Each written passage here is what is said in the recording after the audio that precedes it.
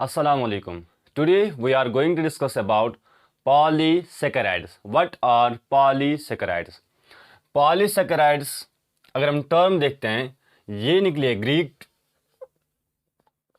Term poly का मतलब होता है money, poly means money and saccharides means sugar. Saccharides means sugar और इस शुगर को हम कहते हैं मोनोसैकराइड भी। मोनोसैकराइड भी।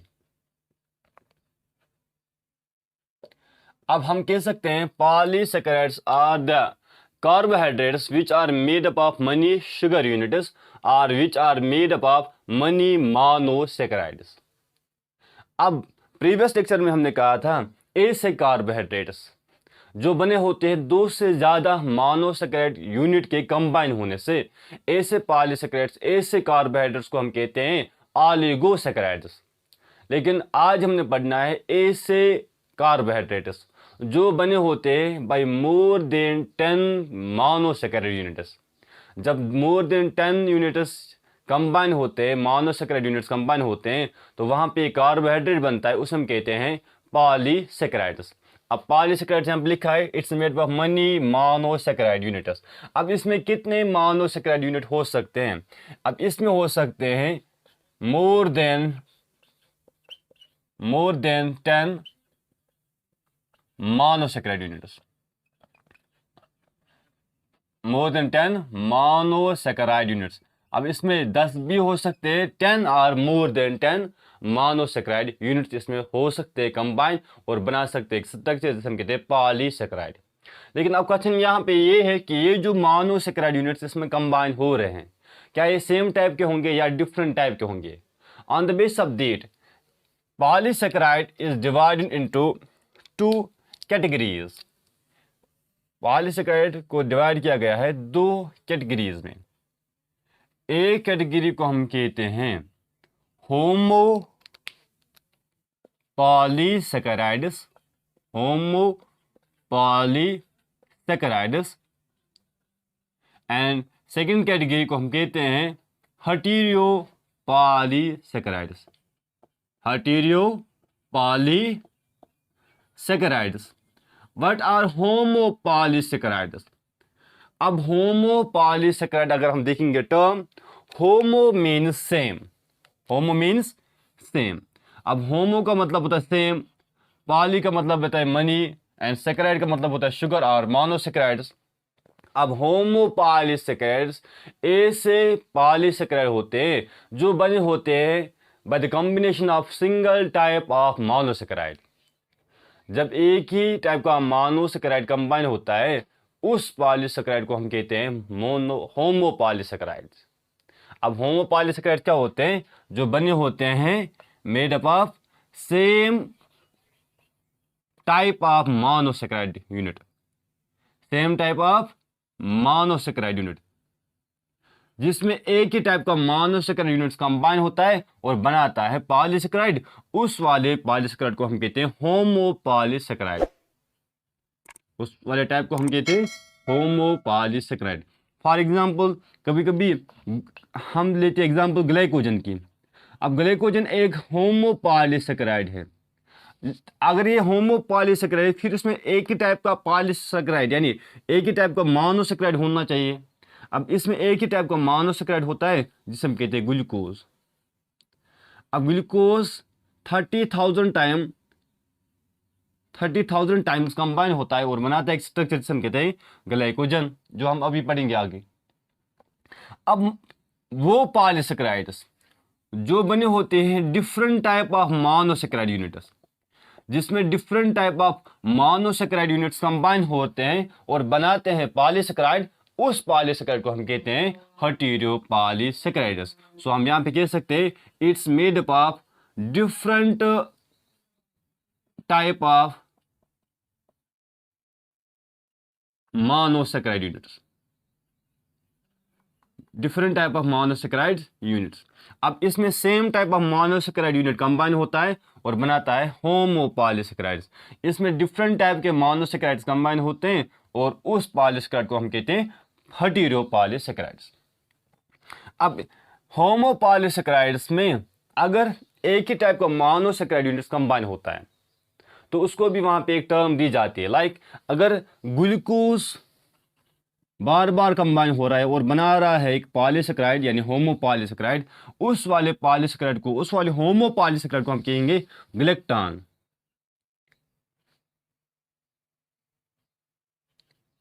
अगर सॉरी ग्लूकॉन, ग्लूकॉन अगर एक ही पॉलीसेकेराइड लाइक फ्रक्टोज कंबाइन हो रहा है बार बार और बना रहा है एक होमोपॉलीसेकेराइड, तो तब उसे हम कहते हैं फ्रक्टॉन। अगर जाइलोस कंबाइन होंगे यानी जाइलोस मोनोसेकेराइड्स कंबाइन होंगे और बनाएंगे एक होमोपॉलीसेकेराइड, तब उसे हम कहेंगे जाइलॉन। अगर ग्लेक्टोस कंबाइन होगा और बनाएगा एक पॉलीसेकेराइड जो बना होता है ग्लेक्टोस यूनिट्स का, तब उस वाले पॉलीसेकेराइड को हम कहेंगे ग्लेक्टॉन। यहाँ पे जो हेटेरोपॉलीसेकेराइड होते हैं वो बने होते हैं different type of monosaccharide units, यानी एक ही पॉलीसेकेराइड में डिफरेंट है, फ्रक्टोज भी हो सकता है, ग्लूकोज भी हो सकता है, गैलेक्टोज भी हो सकता है। और इसमें हमें पढ़नी एग्जांपल म्यूकोपॉलीसेकेराइड, म्यूकोपॉलीसेकेराइड्स पढ़ने हमें। और इसमें हमें पढ़ने आगे पेप्टिडोग्लाइकेन, पेप्टिडोग्लाइकेन और हमें पढ़ना है काइटिन। अब हम यहाँ पे जो होमोपॉलीसेकेराइड होते हैं उनके एग्जाम्पल पढ़ेंगे, लाइक फ्रक्टॉन के एग्जाम्पल पढ़ेंगे, ग्लूकोज ग्लेक्टॉन यानी ग्लूकॉन के एग्जाम्पल पढ़ेंगे, फिर पढ़ेंगे ग्लेक्टॉन के एग्जाम्पल। अब first will start the example of fructan. अब होमोपॉलीसेकेराइड्स जो बना होता है फ्रक्टोज यूनिट्स का उसे हम कहते हैं फ्रक्टॉन, और उसकी एक एग्जाम्पल है एन्यूलिन। एन्यूलिन, ये जो एन्यूलिन होता है इट्स अ स्टोरेज प्रोडक्ट। अब ये स्टोरेज मॉलिक्यूल होता है, storage molecule which is found in the roots and tubers. अब रूट्स आपको पता है, और ट्यूबर्स होते हैं मॉडिफाइड स्टम। ट्यूबर्स होते हैं मॉडिफाइड स्टम जो यूज किए जाते हैं for the storage of food. In the roots and tubers of dahlia, अब ये ऑल्सो प्रेजेंट होता है in onion, in wheat etcetera. ये जो इन्यूलिन होता है, इन्यूलिन हमारी बॉडी में किसी काम का नहीं होता है। अब जब इन्यूलिन हमारी बॉडी में आता है, बॉडी से लेकर इंटेस्टाइन से लेकर ब्लड में चला जाएगा, ब्लड से उठ के किडनी में चला जाता है, किडनी में इसकी फिल्ट्रेशन की जाती है, यानी इसको किडनी में ही मतलब ब्लड से फिल्टर किया जाता है और यूरिन में पास किया जाता है। अब हमने खाया और किडनी से इसको रिमूव किया गया। अब इसका मतलब ये है कि इन्यूलिन का बॉडी में कोई काम ही नहीं होता है, लेकिन अब डॉक्टर्स को यूज करते हैं for checking the function of kidney, testing the function of kidney. अब इसको किडनी की फंक्शन मतलब चेक करने के लिए यूज किया जाता है, क्या किडनी काम अच्छे से कर रही है या नहीं, क्योंकि हमारी किडनी जो होती है वो इन्यूलिन को फिल्टर करती है। अब कभी कभी जब हम इन्यूलिन टेस्ट करेंगे उसको, अगर किडनी ने इन्यूलिन को फिल्टर नहीं किया तब हम ये कह सकते हैं कि किडनी अच्छे से फिल्ट्रेशन नहीं कर रही है, लेकिन अगर इन्यूलिन को फिल्टर अच्छे से कर रही है तब हम कह सकते हैं किडनी इज नॉर्मल, ये अच्छे से काम कर रही है। अब ये जो इन्यूलिन होता है इट्स फ्रक्टॉन, यानी ये फ्रक्टोज यूनिट्स के कंबाइन होने से बना होता है। अब इसमें जो बॉन्डिंग होगी, इसमें बॉन्डिंग होती है बीटा 1 2 ग्लाइकोसाइडिक लिंकेज और ग्लाइकोसाइडिक बॉन्ड। अब हम आपको दिखाएंगे कि इन्यूलिन कैसे बनाते हैं। अगर हमारे पास एक फ्रक्टोज मॉलिक्यूल मतलब लाएंगे, एक फ्रक्टोज है हमारे पास, आपको पता है कि फ्रक्टोज इज अ कीटोस, ये कीटो शुगर होता है, और हमने हेक्सोस में इसका स्ट्रक्चर वो कैसे बनाते हैं वो सीखा था। हम कहते हैं कि ये जो फ्रक्टोज होता है, fructose is 5 sided ring, it is 5 sided ring, इसे 5 साइड होते हैं। अब दीज आर 5 सेट्स, 1 2 3 4 5, ठीक है। अब हम दूसरी रिंग ऐसे ही बनाएंगे पहले, दिस इज सेकेंड रिंग। अब ऐसे आपको भी बनाना है। अब थर्ड रिंग बनाएंगे ऐसे,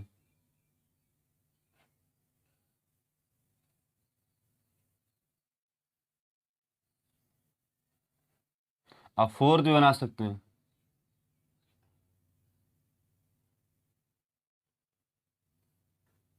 ऐसे ही fifth, six, seventh, eight, nine, tenth, जितना जितना आप बना सकते हो। अब हमें पता है कि ये जो ऑक्सीजन होता है इसमें डबल बॉन्ड होता है, फिर यहाँ से होता है कार्बन नंबर 2 और यहाँ से होता है कार्बन नंबर 5।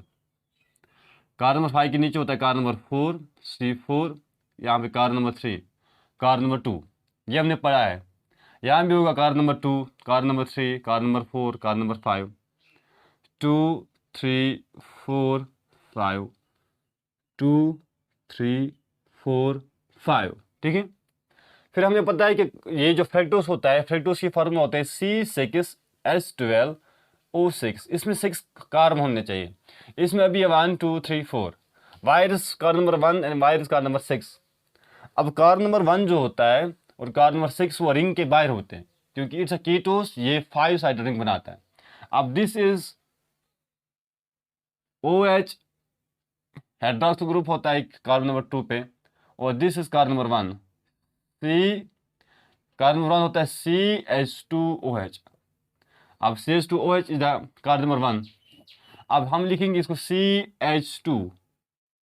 CH2 और OH नीचे ऐड करेंगे इसको, दिस OH, ठीक है। अब ऐसे लिख सकते हैं। अब हर एक हम ऐसे लिखेंगे, यहाँ भी OH, यहाँ भी CH2OH, यहाँ भी OH, यहाँ भी CH2OH, यहाँ भी OH हाइड्रोक्सिल ग्रुप, यहाँ भी CH2OH। फिर हम एक फ्रैक्टोज यूनिट कंप्लीट दिखाएंगे। इस फ्रैक्टोज में यहाँ से होता है CH2H यानी carbon number 6, this is 1 2 3 4 5 6, carbon number 1, carbon number 1, carbon number 1, carbon number 1, this 1 2 3 4 5 6, और यहाँ से इसको हाइड्रोजन होता है। और हमने उस दिन बताया था कि ये जो फ्रैक्टोज बनाने की फार्मूला होती है वो होती है अप डाउन, यानी कार्बन नंबर 3 जो होता है वहाँ पे हाइड्रोक्सिल ग्रुप होगा अप, नीचे होगा हाइड्रोजन, फिर कार्बन नंबर 4 पे होगा डाउन, फिर यहाँ पे हाइड्रोजन। अब आप देख सकते हो कि हर एक कार्बन की वैलेंसी बराबर होगी। यहाँ पे कार्बन 4 बॉन्ड बनाता है, ऑक्सीजन 2, ऑक्सीजन ने 2 बनाए, कार्बन ने 4, 1 2 3 4, इस कार्बन ने 1 2 3 4, इस कार्बन ने 1 2 3 4, यहाँ पे हर एक की 4 होंगे। अब देखेंगे C6 से बराबर 1 2 3 4 5 6, यानी कार्बन 6 बराबर, हाइड्रोजन देखेंगे 12 है, 1 2 3 4 5 6 7 8 9 10 11 12, ऑक्सीजन देखेंगे क्या 6 से बराबर, ऑक्सीजन 1 2 3 4 5 6। अब ए से आपको यहाँ से बनाना है, यहाँ भी ए से भी डालना है इसको, यहाँ पे भी ए सी बनाना है आपको, यहाँ भी ए से। हमने क्या करना है, हमने इन फ्रैक्टोज यूनिट्स को कंबाइन करना है और बनाना है फ्रैक्टॉन, यानी इट्स इन्यूलिन। अब ये जो कार्बन नंबर 1 होता है फ्रैक्टोज नंबर 1 का, ये फ्रैक्टोज 2, फ्रैक्टोज 3, फ्रैक्टोज 4, जो कार्बन फ्रैक्टोज नंबर 1 है उसका कार्बन नंबर 1, फ्रैक्टोज 1 का कार्बन नंबर 1 पे होता है हाइड्रोक्सिल ग्रुप, और फ्रैक्टोज 2 के कार्बन नंबर 2 पे होता है हाइड्रोक्सिल ग्रुप। अब ये दो हाइड्रोक्सिल ग्रुप आपस में अटैक करते हैं, और यहाँ पे अगर ये है हाइड्रोजन, इस हाइड्रोजन को और यहाँ पे एक हाइड्रोक्सिल ग्रुप रिमूव होता है और एज वाटर।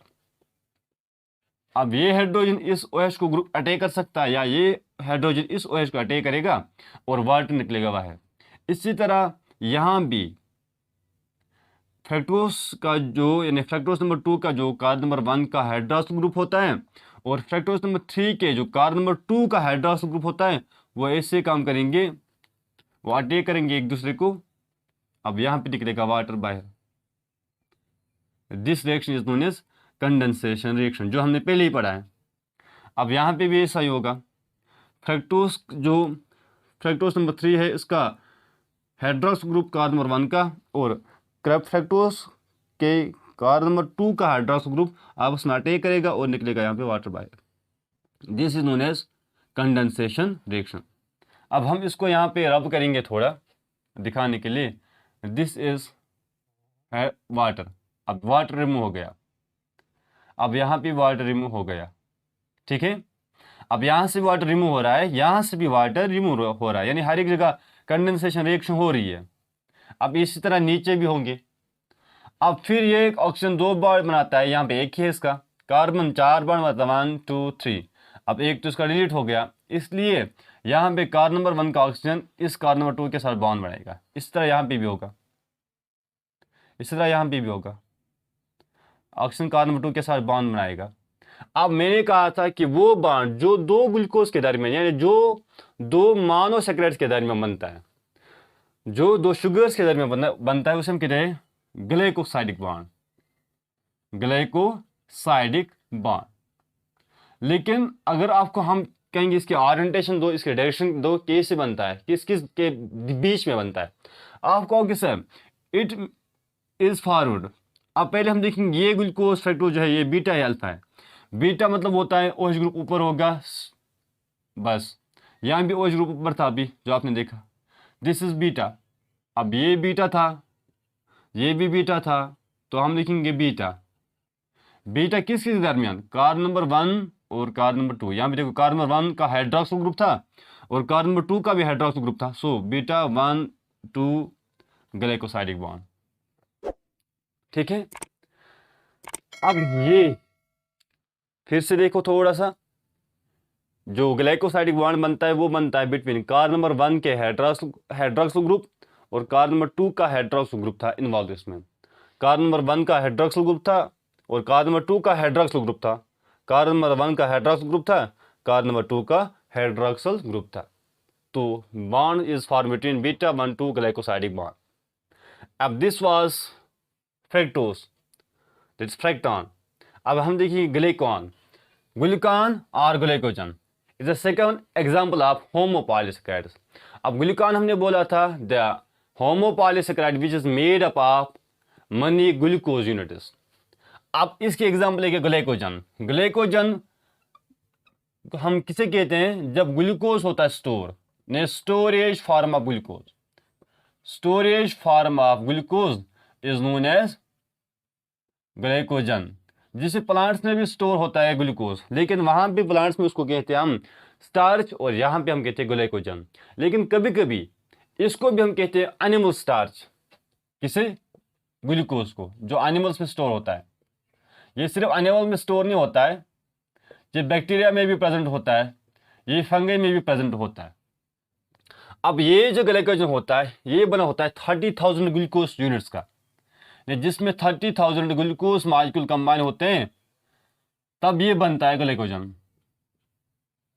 और ये जो ग्लाइकोजन होता है इसमें जो एक ग्लूकोज और दूसरे ग्लूकोज के दरमियान बॉन्डिंग होती है वो होती है 1 बी ये अल्फा 1,4 ग्लाइकोसाइडिक बॉन्ड, वो होती है अल्फा 1,4 ग्लाइकोसाइडिक बॉन्ड। लेकिन यहां पे हम देखते हैं कि कभी कभी ब्रांचिंग भी होती है, यानी ग्लाइकोजन जो होता है इट्स अ ब्रांचड मॉलिक्यूल, कभी कभी ब्रांचिंग भी होती है। और ब्रांचिंग जो होती है उसमें बॉन्डिंग होती है अल्फा 1,6 ग्लाइकोसाइडिक बॉन्ड, और वो हम आपको दिखाएंगे अभी, ग्लाइकोसाइडिक बॉन्ड। अब कभी कभी आपको अगर प्रेजेंस ऑफ ग्लूकोज चेक करना हो तो आप आयोडीन का सोल्यूशन डालोगे, अगर वहां पर रेड कलर का मतलब वो रेड कलर आ रहा है, जब आप किसी स्ट्रक्चर पे, किसी चीज़ पे, किसी फूड पे आप आयोडीन डाल रहे हो, अगर वहाँ से रेड कलर दिखना शुरू हो गया तो इसका मतलब ये है कि इसमें ग्लाइकोजन है। जैसे स्टार्च प्रेजेंस करने के लिए वहाँ पे हम आयोडीन डालते हैं, तो आयोडीन जब डालते हैं उस पे तो starch presence of starch gives blue color, and the presence of iodine, that's glycogen, gives red color. अब ये देता है रेड कलर कब? Red colour on iodine test, iodine test पे देता है रेड कलर। अब ये जो ग्लूकोज होता है या ग्लाइकोजन होता है, ये होता है store in liver and muscles. ज़्यादातर ये लिवर में स्टोर होता है और इसका जो मॉलिक्यूलर वेट होता है दैट्स 4.8 मिलियन, इसका मॉलिक्यूलर वेट होता है। अब हम देखेंगे ये जो ग्लाइकोजन होता है वो बना होता है ग्लूकोज का। अब हम पहले बनाएंगे ग्लूकोज। अब आपको पता है कि ग्लूकोज बनाने के लिए हमें क्या पता होना चाहिए? फार्मूला। और ग्लूकोज की फार्मूला है C6H12O6 और दूसरी फार्मूला है DUD, डाउन अप डाउन। अब हम पहले बनाएंगे ग्लूकोज। दिस इज 6 कार्बन है, इसमें 6 साइड डालने हैं, 1 2 3 4 5 6। अब this is oxygen, this carbon number 1, carbon number 5, carbon number 4, carbon number 3, carbon number 2। And जो एक रिंग कार्बन होता है वो होता है रिंग के बाहर, जिसे हम कहते हैं CH2OH, जो हम डायरेक्टली बनाते हैं CH2OH। फिर हमने अल्फा बनाना है इसको। अल्फा का मतलब होता है OH ग्रुप नीचे डालना है और H को ऊपर डालना है, बस। फिर फार्मूला है DUD, यानी कार्बन नंबर 2, कार्बन नंबर 3 और कार्बन नंबर 4 का जो हाइड्रोक्सिल ग्रुप होगा वो इस अरेंजमेंट में होगा। पहला हाइड्रोक्सिल ग्रुप होगा कार्बन नंबर 2 पे डाउन, फिर होगा कार्बन नंबर 3 पे अप, कार्बन नंबर 4 पे होगा डाउन फिर से। बाकी आपको डालना है हाइड्रोजन यहाँ भी, हाइड्रोजन यहाँ भी, हाइड्रोजन यहाँ भी और हाइड्रोजन यहाँ भी। हो गया ग्लूकोज मॉलिक्यूल। अब इसी तरह दूसरा ग्लूकोज मॉलिक्यूल आपको बनाना है। हम बनाएंगे दूसरा ग्लूकोज, सेकंड ग्लूकोज हम डालेंगे।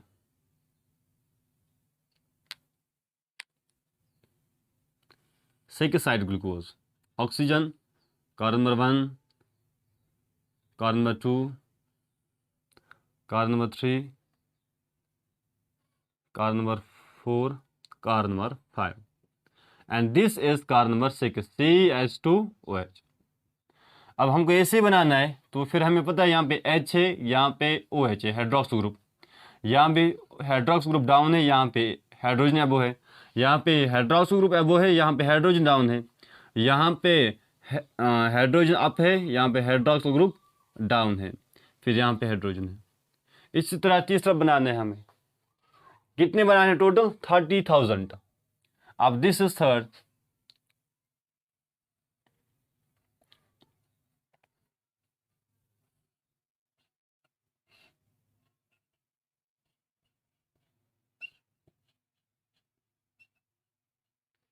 अब हम बाकी ये नहीं बनाएंगे, हम बनाएंगे सिर्फ कार्बन नंबर 1 जो हमें ज़रूरत पड़ेगा यहाँ पे, और कार्बन नंबर 4।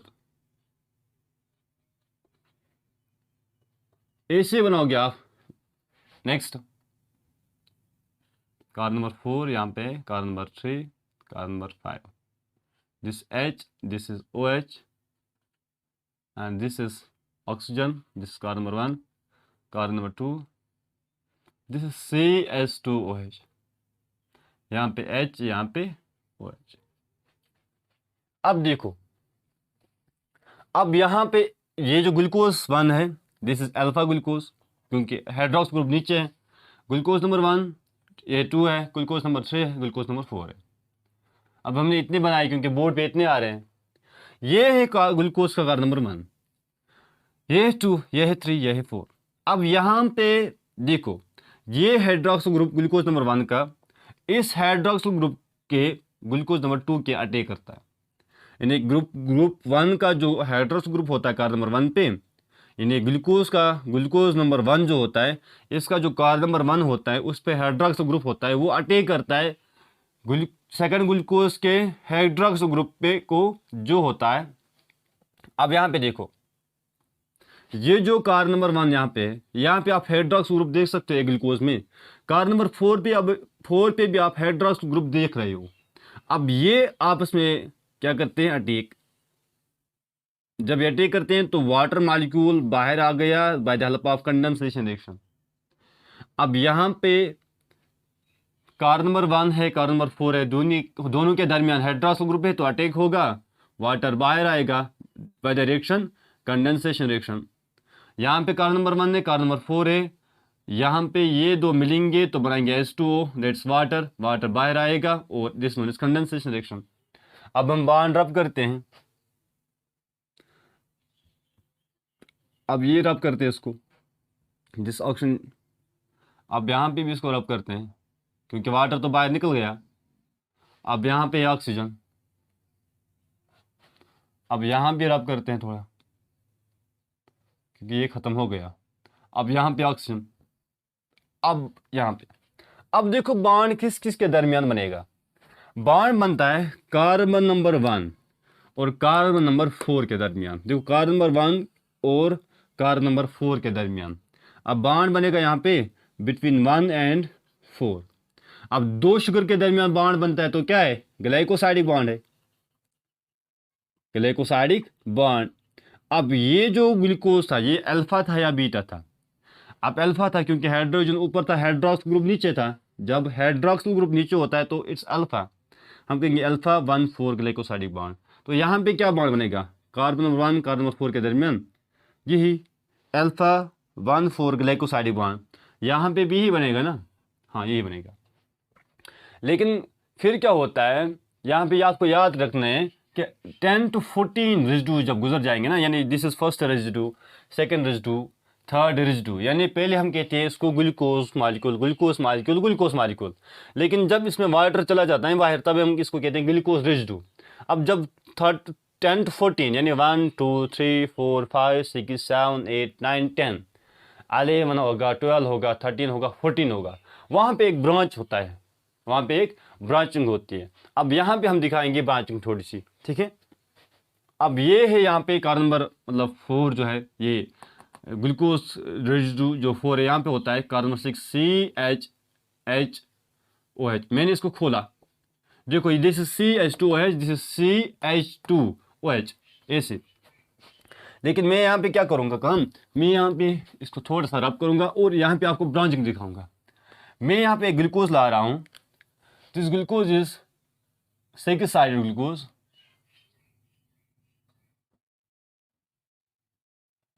अब दिस इज ऑक्सीजन, ये ऑक्सीजन, ऑक्सीजन के नीचे क्या है, carbon number 1, this is carbon number 1, this carbon number 1, this carbon number 2, this carbon number 3, this carbon number 4, this is carbon number 5, this is oxygen and this is carbon number 6 CH2OH। ये है ना, ठीक। अब हमने कहा कि हमें carbon number 1 के साथ काम है थोड़ा। कार्बन नंबर 1 पे क्या होता है, HOH। आप H ऊपर डालोगे क्योंकि इसको अल्फा बनाना है, और OH को क्या करोगे, OH को नीचे डालोगे क्योंकि इसको बनाना है अल्फा। अब ये है ना ब्रांच, फिर उसके ऊपर फिर से आएगा, यहाँ पे OH, यहाँ पे है H। कार्बन नंबर 4 पे होता है ना, यहाँ से एक साइड से H दूसरी साइड से OH। फिर देखो यहाँ पे कार्बन नंबर जो दिस इज 4, दिस इज 5। अब 4 और 5 के दरमियान बॉन्ड बनता है। अब बॉन्ड बनता है by loss of water molecule. अब कार्बन नंबर दिस इज, अब 1 और 6 के दरमियान वाटर मॉलिक्यूल लॉस होता है। जब वाटर मॉलिक्यूल लॉस होता है उस रिएक्शन को हम कहते हैं कंडेंसेशन रिएक्शन, और बॉन्ड बनेगा between carbon number 1 and carbon number 6। ये दोनों भी थे अल्फा ही। अब यहाँ पे हम इसको कहते हैं अल्फा 1,6 ग्लाइकोसाइडिक बॉन्ड। अब ये बन गया क्या, ये जो ग्लाइकोसाइडिक बॉन्ड बन गया वो बन गया 1 और 6 के दरमियान ग्लाइकोसाइडिक बॉन्ड। इसी तरह आपको फिर से 10 to 14 डालना है, फिर एक ब्रांच ऐड करनी है। ब्रांच कितनी हो सकती है वो आपकी मर्जी है, यहाँ से भी कितने ऐड कर सकते हो वो आपकी मर्जी है, लेकिन 30,000 पूरे आने चाहिए, ठीक है। And this was all about the glycogen. In the next lecture, we will discuss about the cellulose and the starch. Till then, Allah Hafiz.